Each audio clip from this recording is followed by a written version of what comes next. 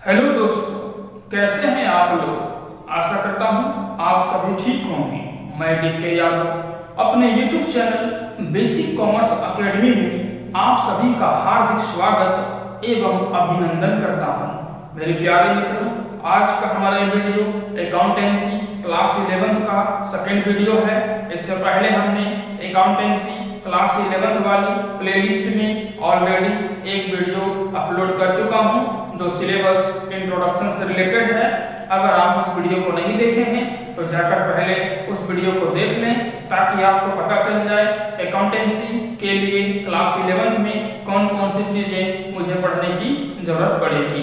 ठीक है दोस्तों, तो आज का हमारा ये वीडियो सेकेंड वीडियो है जिसमें हम लोग जानेंगे व्हाट इज अकाउंटेंसी यानी लेखा शास्त्र क्या है, और एक क्वेश्चन जानेंगे who is fathers of accountancy यानी लेखा शास्त्र का पिता कौन है।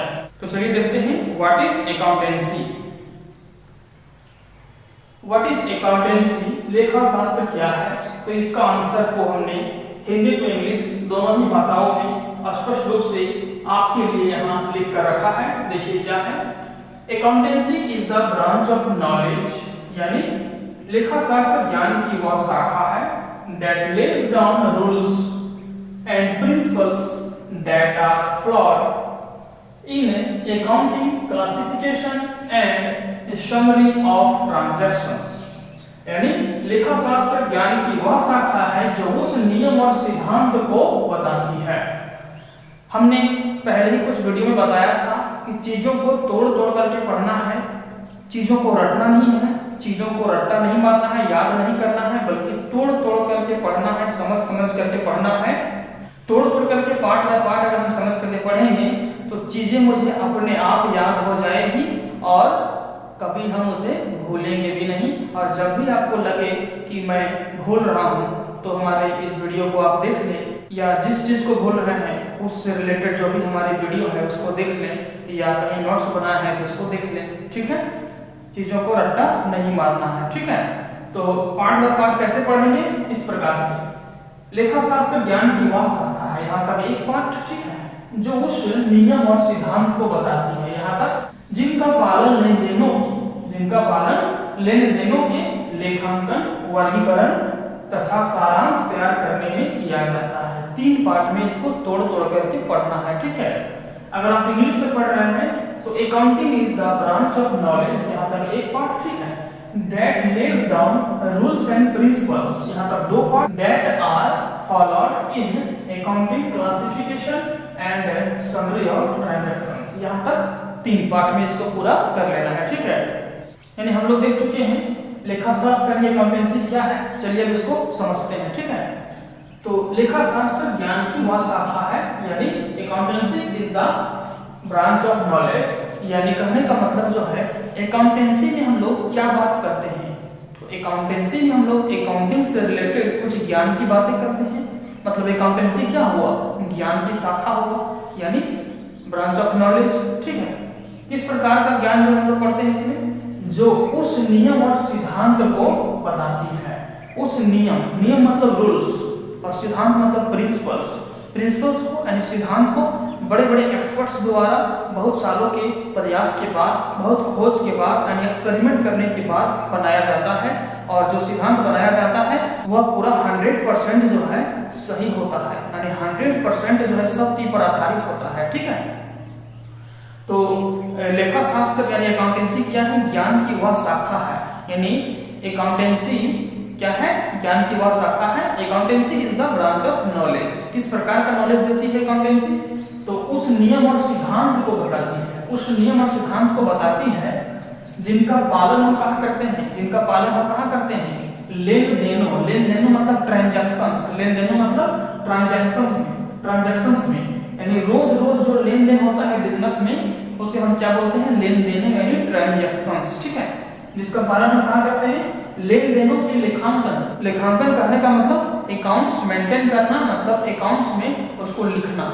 ठीक है, तो लेखांकन अकाउंट्स में लिखना, तो अकाउंट्स में हम लोग क्या लिखते हैं, तो बिजनेस में जो रोज लेन देन होता है उसको हम लोग अकाउंटेंसी के अंतर्गत अकाउंट्स मेंटेन करने में लिखते हैं। ठीक है, जैसे मान लीजिए आपके घर में क्या होता है, महीने का हिसाब चलता है घर में कि महीने में जो है कहाँ से कितना कितना पैसा आएगा और कहाँ कितना कितना पैसा जाएगा, उसमें से हम कितना बचा पाएंगे। यानी हर घर का, हर फैमिली का अपना एक अलग बजट होता है, एक अलग बजट होता है और उसी बजट के हिसाब से हम लोग जो है चलते हैं। ठीक है, जैसे मान लीजिए आप बाजार जा रहे हैं सब्जी खरीदने के लिए, राशन खरीदने के लिए, तो बहुत लंबा सा लिस्ट बना करके आप ले जाते हैं और लिस्ट को देखते हैं और फिर सामान जो है उसके हिसाब से आप खरीदते हैं। ठीक है, लेकिन क्या ऐसा बड़ी कंपनियों में करना संभव है?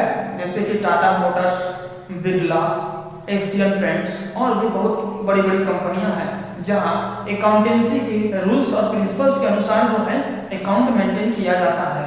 क्योंकि जिस प्रकार से हम अपने घर में हिसाब किताब रखते हैं उस प्रकार से वहाँ बड़े बिजनेस में हिसाब किताब रखना संभव नहीं होगा।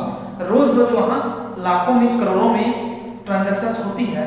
अगर उस प्रकार का लिस्ट बनाने लगे जैसे अपना घर में हम बनाते हैं तो बहुत लंबा लिस्ट बन जाएगा। ठीक है, वो कोई सटीक एक नियम नहीं है, एक अच्छा रूल्स फॉलो करना पड़ेगा बड़े कंपनियों में जो किया जाता है। और ये रूल्स क्या होता है, अकाउंटेंसी यानी अकाउंटिंग से रिलेटेड होता है। ठीक है, तो अकाउंटेंसी मुझे क्या बताती है, उस नियम और सिद्धांत को बताती है जिसका पालन हम कहाँ करते हैं, लेन देनों के लेखांकन में यानी ट्रांजैक्शंस के लेखांकन में, और फिर इसका वर्गीकरण करते हैं।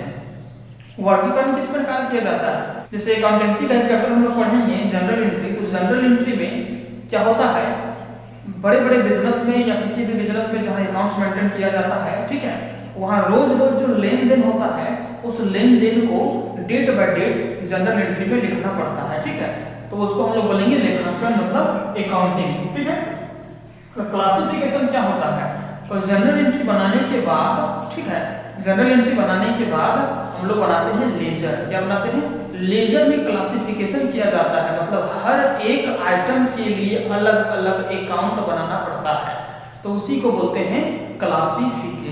ठीक है, और लेजर के बाद भी बहुत सारी प्रोसेस होती है और लास्ट में जो है अंतिम रिजल्ट निकल जाता है। मतलब कहने का मतलब हम बोल सकते हैं कि फाइनल जो हमारा बिजनेस में प्रॉफिट या लॉस है, यानी बिजनेस में क्या हो सकता है, तो प्रॉफिट या लॉस। ठीक है, तो प्रॉफिट या लॉस जो भी है वो फाइनल रिजल्ट के रूप में निकलता है, उसी को जो है सारांश बोला गया है। सारांश तैयार करने में किया जाता है, मतलब जो रिजल्ट निकला प्रॉफिट या लॉस उसका सारांश तैयार करते हैं, उसका निचोड़ निकालते हैं कि लॉस हुआ तो क्यों हुआ, प्रॉफिट कम हुआ तो क्यों हुआ। ठीक है, समरी तैयार करते हैं, उसका समरी तैयार करते हैं और ट्रांजैक्शंस जो भी लेन देन है। ठीक है, तो अकाउंटेंसी क्या है, अकाउंटेंसी ज्ञान की वह शाखा है।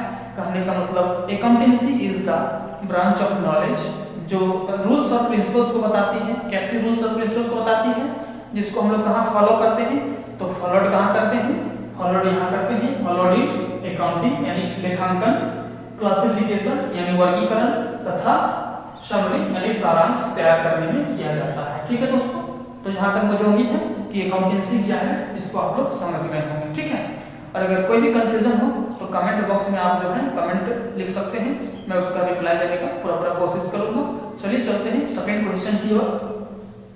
Who is fathers of accountancy यानी लेखा शास्त्र का पिता कौन है। ठीक है दोस्तों, जैसा कि हमने एक पहले वाली वीडियो में बताया था कॉमर्स का पिता कौन है। ठीक है, और उसमें हमने बोला था कि हर विषय का कोई ना कोई जनक, कोई ना कोई फादर, कोई ना कोई जन्मदाता होता है। इस प्रकार से अकाउंटेंसी का भी जन्मदाता है, अकाउंटेंसी का भी फादर है। और इसका फादर कौन है, अकाउंटेंसी का फादर कौन है, लूका पेसिओली। कौन है, लूका पेसिओली यानी लूका पेसिओली। कहीं आप इसे लुकास पेसिओलिक भी लिखा हुआ देख सकते हैं और कहीं सुन भी सकते हैं।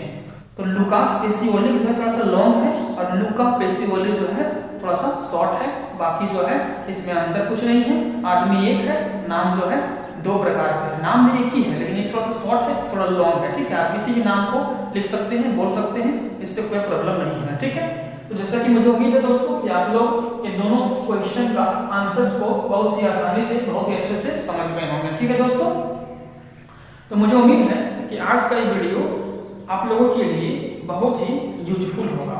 और अगर आपको ऐसा लगता है कि हमारा ये YouTube channel basic commerce academy आपके लिए यूजफुल है, आपके लिए हेल्पफुल है, आप इस चैनल से बहुत कुछ सीख रहे हैं तो इस चैनल को सब्सक्राइब करें, लाइक करें और वीडियो को शेयर करते रहें, जरूरतमंद लोगों तक शेयर करें ताकि सभी लोग इस चैनल से पूरा भरपूर फायदा उठा सकें।